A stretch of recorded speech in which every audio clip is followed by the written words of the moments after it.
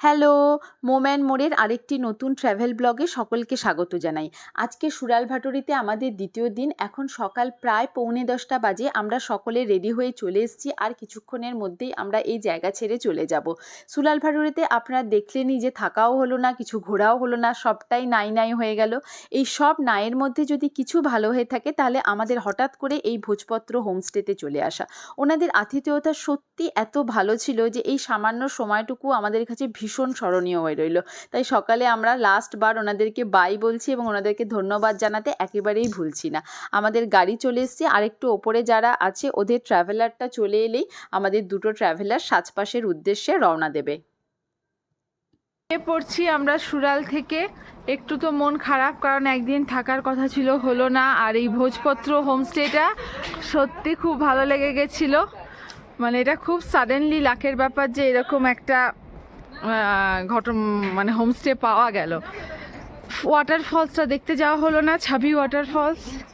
যাক, কি করা যাবে, আপাতত আমরা বেরিয়ে পড়ছি। আজকে আমরা সেলা পাস ক্রস করে, সরি সেলা পাস না, সাচপাস ক্রস করে ব্যারাগড় পৌঁছাবো। সামনে অনেকটা লম্বা জার্নি, রাস্তাও ভালো থাকবে না, পৌঁছাতে অনেকটা সময় লাগবে। 9টায় বেরোবার কথা ছিল, সময় তো কোনো দিন বেরোনো হয় না, ওই 10টা মতো বাজছে। আমরা হোমস্টে থেকে বেরিয়ে পড়লাম। আমাদের হোমস্টেটা একটু উঁচুতে ছিল, মেন রোড থেকে ওই 1.5 তলা সমান উঁচুতে। বাবা, সিঁড়িগুলো কি উঁচু উঁচু! এই যে আজকে সকাল থেকে মেঘলা করে আছে, রোদ ওঠেনি। আর যে ঠান্ডা ঠান্ডা ভাবটা পাবো ভাবছিলাম, সেটা আজকে পেয়েছি। আজকে বেশ কনকনে ঠান্ডা। এখন 1:15 বাজছে, আর আমরা এই মাত্র সাচপাসে এসে পৌঁছালাম। ঠান্ডা ভাব একটা আছে, কিন্তু যতটা ঠান্ডা ভেবেছিলাম অতটা নেই। আর সব থেকে মজার কথা, আসার পথে আমরা গুড়ি গুড়ি স্নোফলও দেখতে পেয়েছি। এই জায়গাটা অদ্ভুত, রাস্তাটাও অদ্ভুত ভালো ছিল। তবে আজকে আমি খুব একটা ভিডিও করতে পারিনি, কারণ ন্যানো একটু অসুস্থ হয়ে পড়েছিল। তাও যতটুকু পেরেছি করেছি।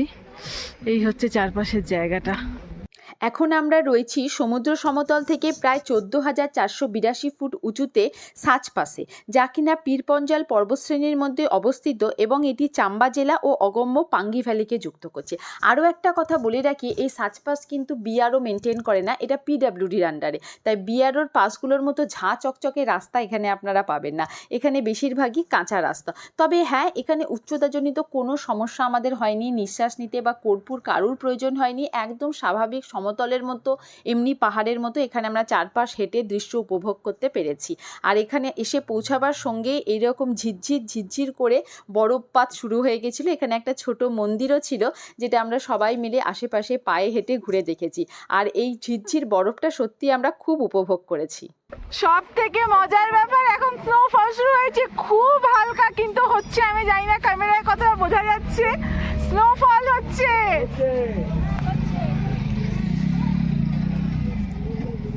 আমার গায়ে তো পড়ছেই না। এই দেখ, আমার সোয়েটারে বোঝা যাচ্ছে। তোর সোয়েটারে পরিস, আমার গায়ে বোঝা যাচ্ছে না।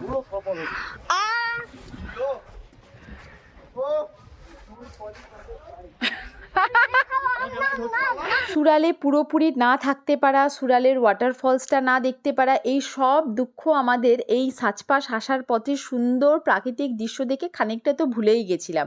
আর এখানে এসব পৌঁছাবার পর যখন এই ঝিরঝিরি স্নোফলটা শুরু হলো, সেটা তো আমাদের সব দুঃখকে ভুলিয়ে দিয়েছিল। সত্যি এখানে যে এই সময় এই রকম স্নোফল দেখতে পাবো, সেটা আমরা কেউ আশা করিনি। হ্যাঁ, এটা হয়তো তথাকথিত সেই স্নোফল নয়, কারণ আধ ঘন্টা স্নোফল হলে তো চারিদিকে সাদা হয়ে যাওয়ার কথা।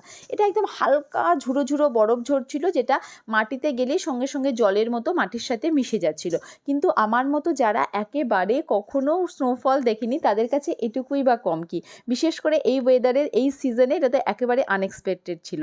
তাই আমরা সবাই মিলে খুব আনন্দ করেছি, প্রচুর ফটো তুলেছি, ভিডিও করেছি। এখানে একটা ছোট ধাবা মতোও ছিল, যেখানে চা, কফি, অল্প বিস্কুট পাওয়া যাচ্ছিল। এই ঠান্ডায় সবাই মিলে সেখানে চা কফি খেলাম বেশ কয়েকবার। সময়টা কোথা দিয়ে যে কেটে গেল, দারুণ লাগলো। এরপর আমরা সবাই মিলে গাড়িতে চেপে নামতে লাগলাম। এবার আমাদের গন্তব্য চাম্বা জেলার দিকে। আজকে আমরা যাব ব্যারাগড়, সেখানেই আমরা রাতে থাকবো। তার আগে ব্যারাগড় ঢোকার ওই আধ ঘন্টা মতো আগে আমরা আবার রাস্তার ধারে একবার একটা ধাবাতে দাঁড়ালাম, সকলেরই খিদে পেয়ে গেছিলো। অল্প ম্যাগি, পকোড়া, টুকটাক চা, কফি সব মিলে খাওয়া হলো। রাতে থাকবো ব্যারাগাড়ে, সেখানে পৌঁছে তো আর এক কাণ্ড হলো, সেসব নিয়ে পরের ভিডিওতে আসছি।